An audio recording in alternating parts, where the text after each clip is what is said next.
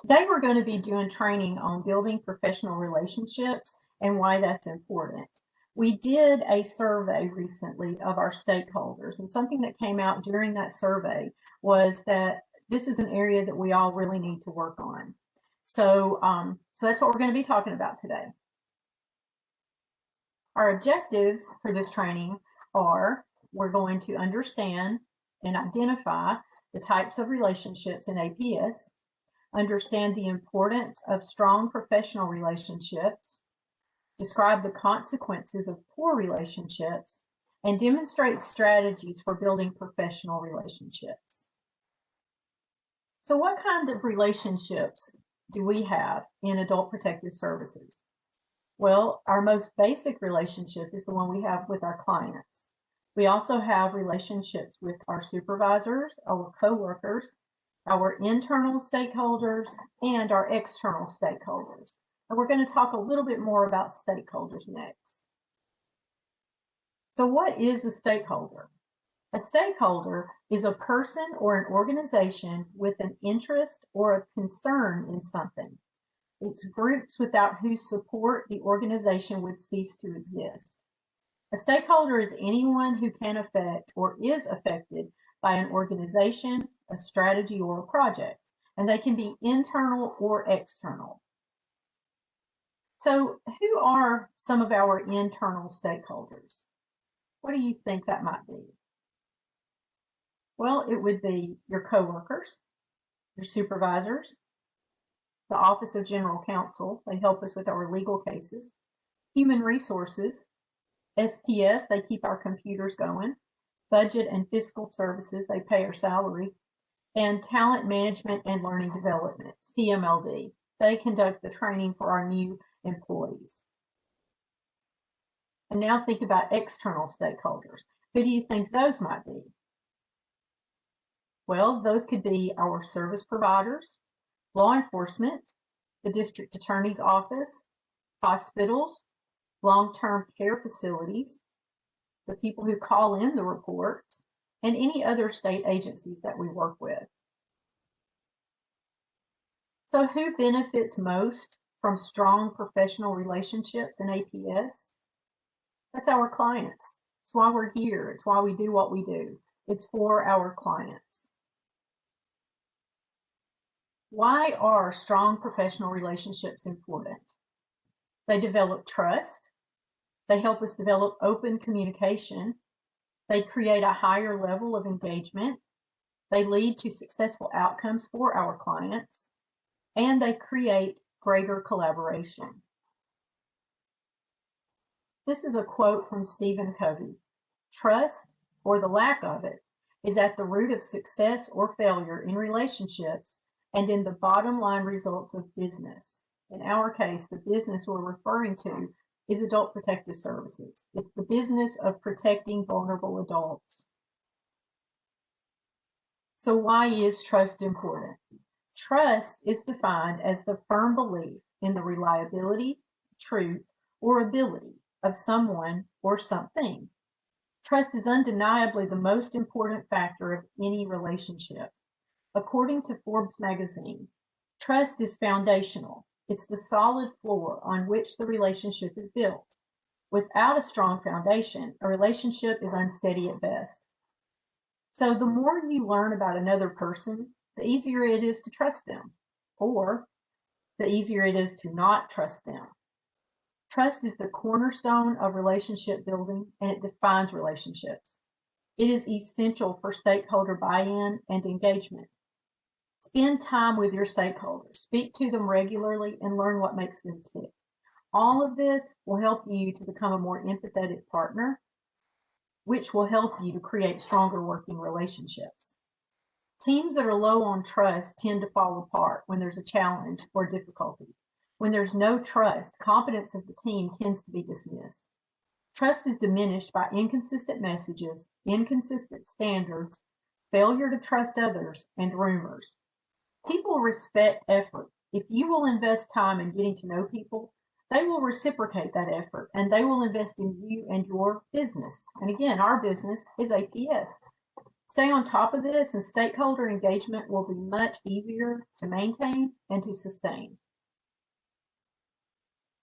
Why is open communication important? Well, going back to trust, it builds trust. Do what you say you will do. If you tell someone you're going to do something, you need to do it and do it in a timely manner. It creates feelings of ownership. It surfaces issues faster. If you're communicating, issues will come out and can be addressed. It generates useful feedback. We may not always want to hear the feedback, but that's how we grow. It increases employee morale. You will feel a whole lot better about doing your job when you have good relationships, because those relationships are going to make your job easier. And then it also promotes team building. Why is engagement with our stakeholders important? We need stakeholder buy-in to be successful. We cannot do everything by ourselves. We can make more informed decisions when we're aware of what resources are available. Our stakeholders can share their experience, expertise, and knowledge. Even if they may not have the resource we actually need, they are probably going to know who does. Most of you have probably seen the It Takes a Village video. This was done several years ago. It's very low quality, low budget. However, the whole point of that video was just to educate people that APS alone cannot do anything. We have to have all of our stakeholders helping us. Without that, our clients will suffer. So if you haven't watched the video, take about 30 minutes and watch it. It is a little boring, and as I said, it's low budget and not high quality, but the information is good. Why do we want successful outcomes for our clients? Well, what's the goal of APS? The goal of APS is to eliminate or lower risks to our clients through investigations and referrals for services. We want our clients to get the services that they need.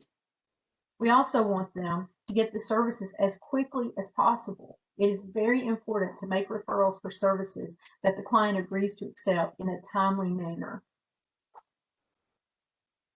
Why is collaboration so important? Well, what services does APS actually control? The only service we actually have any control over is the Homemaker program. We do have a grant for the Homemaker program. Other than that, we have no control over the services that our clients need. It takes a village. Again, we cannot do everything by ourselves, and in fact, we can do very little by ourselves. Collective problem solving. It helps to have the expertise of professionals in different areas. Pooling resources. Resource providers know other resource providers. And efficient service delivery. With many stakeholders working together, service delivery will be more efficient. What can happen if we don't develop strong relationships? Well, first, our clients won't get the services they need.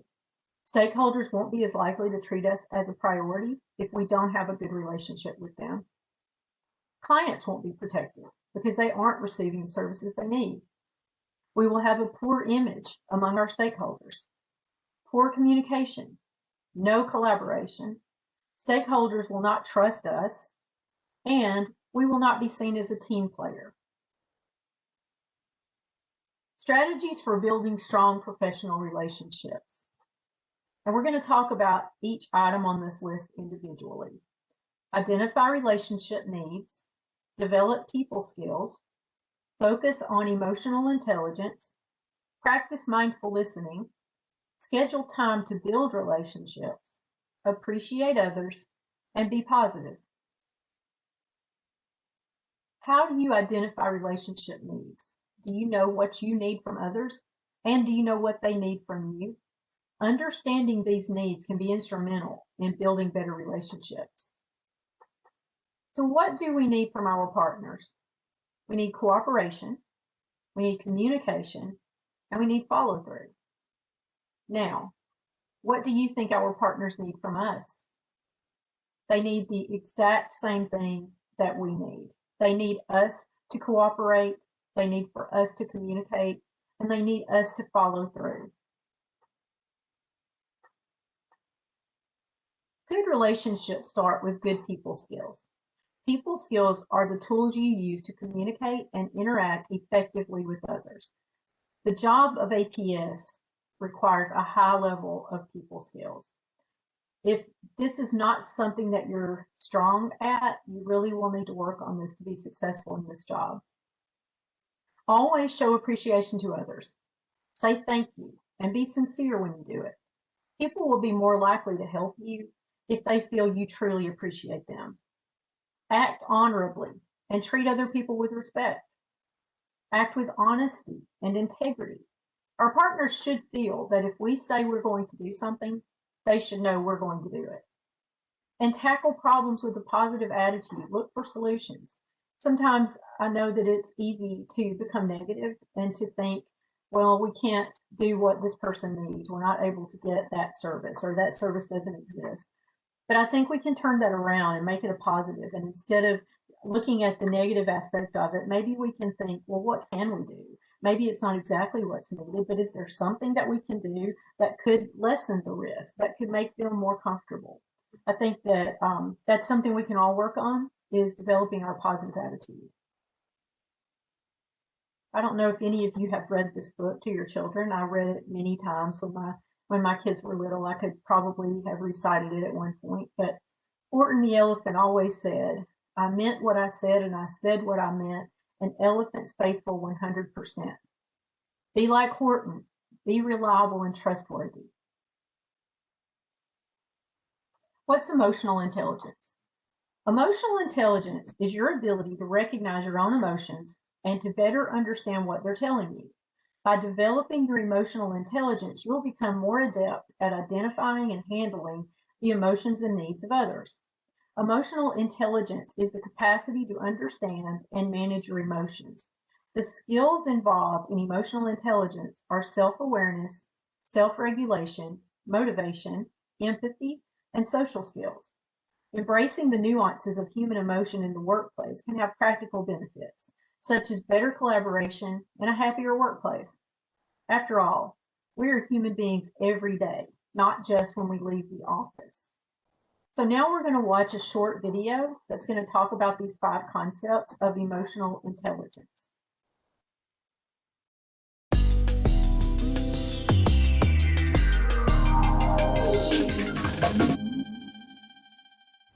When you think about an effective leader, what characteristics come to mind?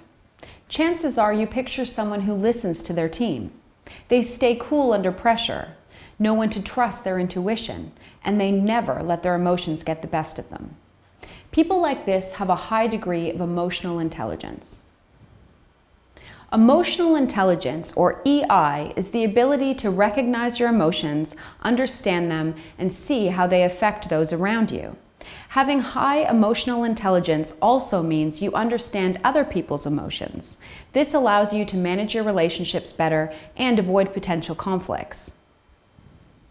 There are 5 elements that define emotional intelligence. The first is self-awareness. When you're self-aware, you know how you're feeling all of the time and you understand how those feelings are affecting the people around you. The second characteristic is self-regulation. This is the ability to control your emotions and actions. You can develop self-regulation by living your values and by holding yourself accountable when you make a mistake. The next element of emotional intelligence is motivation. Highly motivated people put off short-term rewards for long-term success. The fourth element is empathy. This is when you have the ability to identify with other people and understand their wants, needs, and viewpoints. Finally, having good social skills is also critically important. This helps you work positively with other people and manage conflict effectively. Having high emotional intelligence is crucial in today's workplace. If you can build and maintain strong relationships, then you can work happily and productively with the people around you. It's also one of the key attributes of being an effective leader. You can find out more about how to develop emotional intelligence in the article that accompanies this video.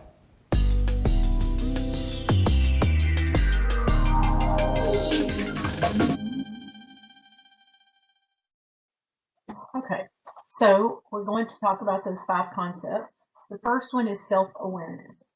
Self-awareness is about understanding yourself, knowing your weaknesses, your strengths, your values, and the impact that you have on other people. In practice, this would look like self-confidence and a thirst for constructive criticism. Again, like I said earlier, a lot of people, we don't necessarily enjoy criticism, but it is how we grow as a person, how we grow as a professional. So it's very important to not take constructive criticism personally. For instance, you might know that tight deadlines bring out the worst in yourself. A self-aware and emotionally intelligent person would plan their time properly and get the work done well in advance of any deadlines. My son is definitely not self-aware. He is 20 years old, he is in college, and invariably he will wait until the last minute to do any kind of project. As a result, he ends up getting really stressed out. He stays up all night trying to do this work and then usually doesn't do very well because he threw it all together. So if that kind of sounds like you, then the way that you work around that is you do stuff in advance. You don't wait until the last minute. We have lots of deadlines in APS. So if you know that you have a problem meeting deadlines, you need to get in front of those and try to work them in advance and not wait until the last minute. Again, the only person that's going to suffer is going to be our clients. So you always need to keep that in your mind. Self-management is the next concept. This is the ability to control and redirect disruptive impulses and moods. Here you're going to think about trustworthiness, integrity, and comfort with change. It's not letting your emotions cripple you, and instead marshal your positive emotions and align your emotions with your passions. For example, if a team botches a presentation, the leader needs to resist the urge to scream. Instead, they could consider possible reasons for the failure, explain the consequences to their team members, and then talk about solutions together. So I have a little story about self-management. When I was doing investigations and I was working in the field, I think that we've all had situations where it's usually the alleged perpetrator is yelling at us. They're obviously not happy to see us. They don't want us in their business. They don't want us to know what's going on. And they yell and scream and say horrible things to us. And this happened to me many times. And I think as a human being, when someone is in your face and someone is attacking you, it's only natural instinct to defend yourself. And I remember one day I was at a house and the alleged perpetrator was the client's son. And he was yelling at me. He was calling me names. He was saying horrible things to me. And of course I was getting upset. And then all of a sudden it occurred to me.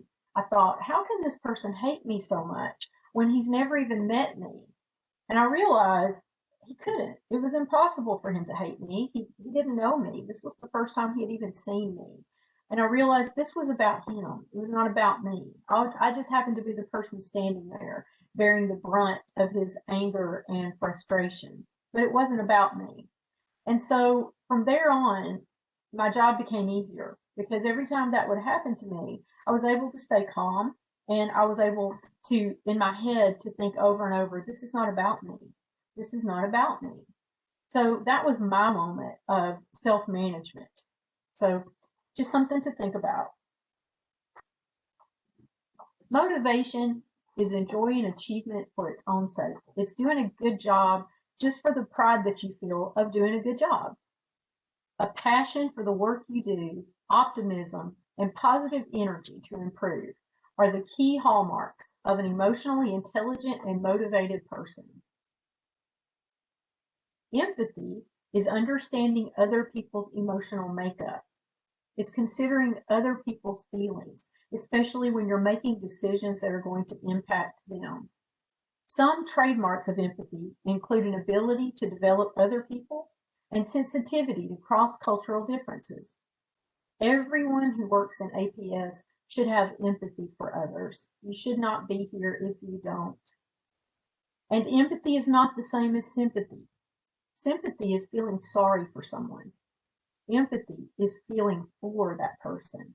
It's the ability to put yourself in their shoes and look at things through their eyes and think, how would I feel if this was happening to me? That's empathy. Finally, social skills involve building a relationship with others to move them in the direction you want them to go. Here you're thinking about influence, how you can influence a person. What do you think that means? Well, aren't you more likely to help someone that's nice to you and treats you with respect, as opposed to someone who has been mean to you and rude to you? Can you think here about why good social skills can be important to your relationship with our partners? Something that came through in those surveys that I talked about at the beginning of this was a lot of our providers and our stakeholders feel like the only time they hear from us is when we're in a crisis and we need something. So, if that's the only time you hear from someone, it gets old. So we need to really work on nurturing and developing those relationships. What's mindful listening? Mindful listening is so important in the work that you do. Mindful listening is a way of listening without judgment, criticism, or interruption. How often have you had a conversation with somebody and you really felt like you were paying attention, only to realize shortly afterward that you cannot remember anything that they said? People respond better to those who truly listen to what they have to say. By practicing mindful listening, you'll talk less and you'll understand more. And a side effect is you'll quickly become known as trustworthy. You know that you don't like talking to someone when you can clearly tell they're not paying attention to you. I don't. I'll tell a story here about my daughter. When my daughter was in college and lived at home, one evening it was just she and I in the house. We were both sitting in the living room. And I started telling her a story. And when I got done, she didn't respond. And I said, Sarah, did you not think that was a good story? And she looked at me and she said, I'm sorry, were you talking? And I said, yes, I've probably been talking for 5 minutes now. And she said, Mom, if you want me to listen to you, you have to say, hey, Sarah, before you start talking. So my daughter clearly needs to work on mindful listening. Now we're going to watch another video. This one is about paying attention.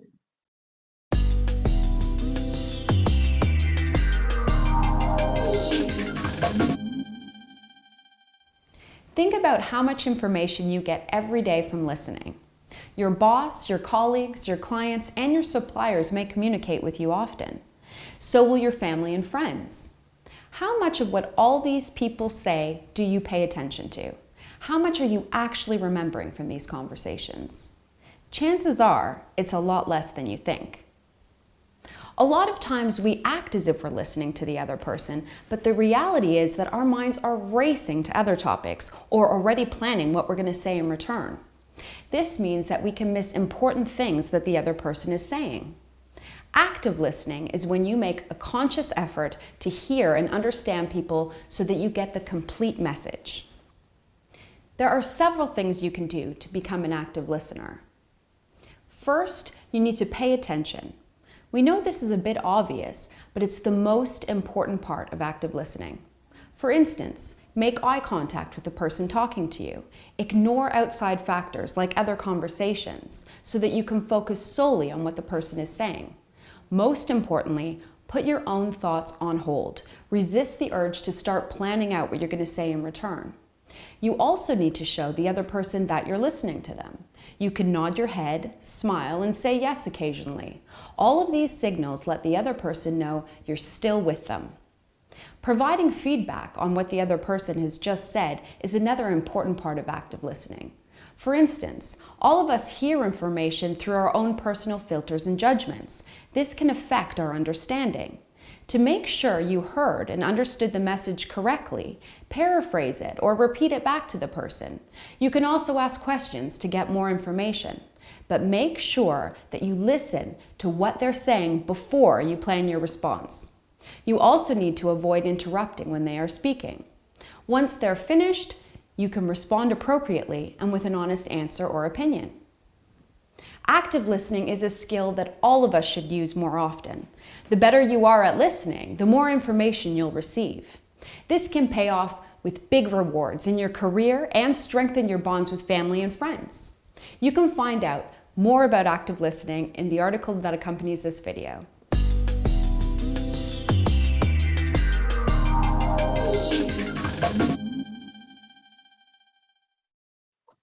Okay, so she just talked to us about listening mindfully. So let's talk about that a little more, because this is a hugely important skill, not just for working with our stakeholders, but with our clients, with our supervisor, really with anybody you communicate with. So the first thing is you need to be present. So the story I told before the video about my daughter demonstrated she was clearly not present. When you listen mindfully, your focus should be on the person you're listening to without distractions. So how do you do that? Our life is full of distractions. Well, the first thing you can do at work is simplify your surroundings. Our workplaces are full of distractions, such as phones, computers, electronic devices. Keep your workspace tidy and mute your devices. Give yourself time. Take a minute or two to clear your mind before you meet with someone. If you're afraid the conversation may be difficult, you can try practicing some relaxation techniques, such as deep breathing, before the conversation. Years ago, I worked in child care licensing. This is where you go into licensed child care centers and inspect to ensure that they're following the rules and that the children are safe. I had one center, it was a large center, that licensed for about 300 children, and there were always major problems there. In addition, the director was very confrontational. The director would get very angry. And so every time I had to go to that child care center, I would turn off my car and sit in my car and practice deep breathing for a few minutes before I even got out and went inside, because I needed to calm myself and center myself, because I knew that most likely I was going to have some sort of a confrontation. So it works. It helps to calm yourself down when you know you're going to have a difficult conversation. Cultivating empathy. We talked a little about empathy earlier. We often see the world through the lenses of our own experiences, personality, and beliefs. When you're empathetic, you can understand a situation from someone else's point of view. It's like I said earlier, you're able to put yourself in their shoes and see things the way they see them. Listening to your own cues. Our cues are the thoughts, feelings, and physical reactions that we have when we feel anxious or angry, and they can block out ideas and perspectives that we're uncomfortable with. Mindful listening can help us to be more aware of our cues and allow us to choose not to let them block communication. The rule is very straightforward. It's simply listen. Listen carefully and attentively.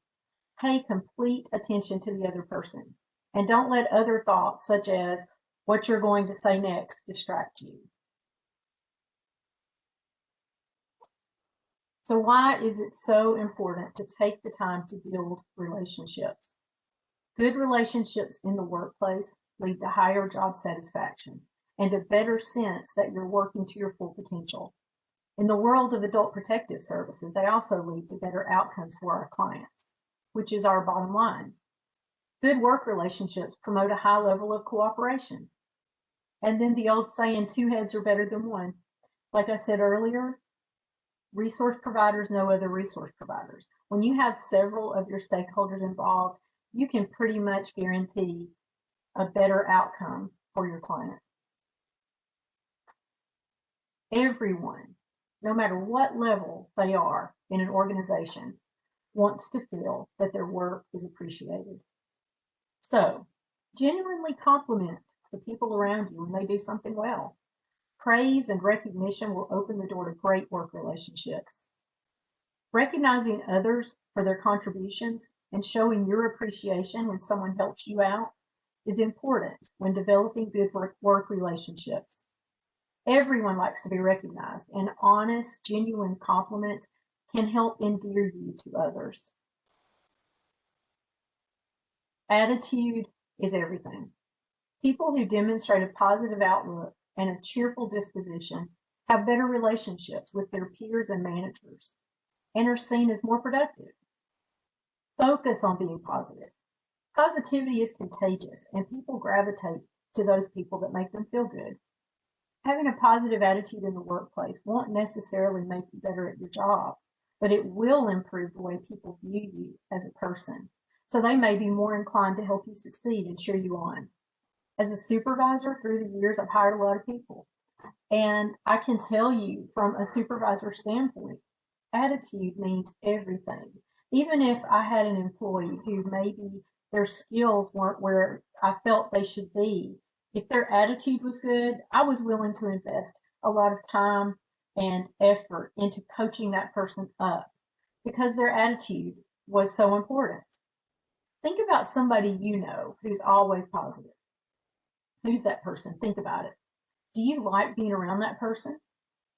Does that positivity feel contagious to you? There's a person that I work with that she's always so positive, and I always know that if I need something, she will help me. She also makes me feel positive when I talk with her. So I would do anything to help her too. So think about that. Think about how those kind of people make you feel, and then put some effort into becoming that person for other people. So we're ending the training now. In summary, today we have talked about the different kinds of relationships that we have in adult protective services. We talked about the importance of strong professional relationships, the consequences of failure to develop strong relationships, and we talked about some strategies for building good professional relationships. Going forward, think about some strategies that you can use for building those good, strong professional relationships. When we are able to get back out and actually go see people in person again, think about dropping in on our stakeholders. You know, when you're out making visits and you happen to be in that area, drop by and just say, hey, I was just stopping by to see how you're doing. I haven't heard from you in a while. Something else that I like to do is send cards. People like to receive cards. You probably like to receive cards. You can buy a 10-pack of thank you notes for $1. Take the time to every now and then send a thank you note to one of your service providers or your stakeholders when they've done something to help you. I promise you that that effort will go a long way toward your relationship with that person. And that is the end of this training. I appreciate your attendance and I hope you have a great day.